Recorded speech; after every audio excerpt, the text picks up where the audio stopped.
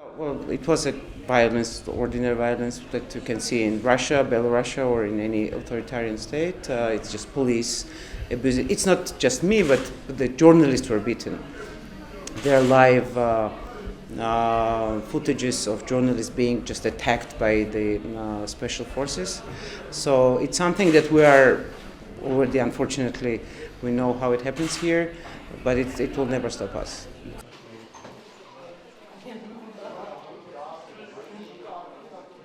I think it's about European Union who shouldn't lose Georgia as a candidate state. It's not only about Georgia losing its future, but it's also about Europe losing its potential candidate state. We are not going to give in, we are not going to give up, but I think international community should also think about how to support people who really believe in European values.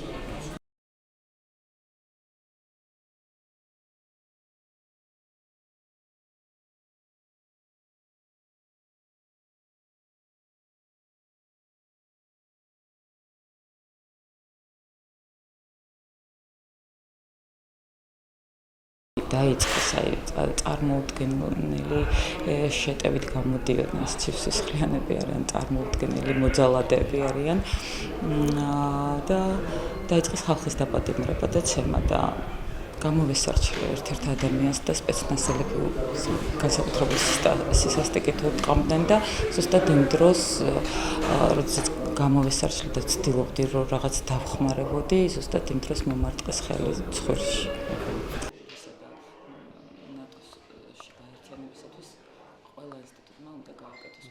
ჩვენ ძალიან კონკრეტულად გვჭირდება დასავლეთისგან მხარდაჭერა, თარგეტირებული მხარდაჭერა და კონკრეტული სამიზნეები აი ამ ზუსტად უზურპირებული ხელისუფლების წარმომადგენლებზე და მოძალადეებზე.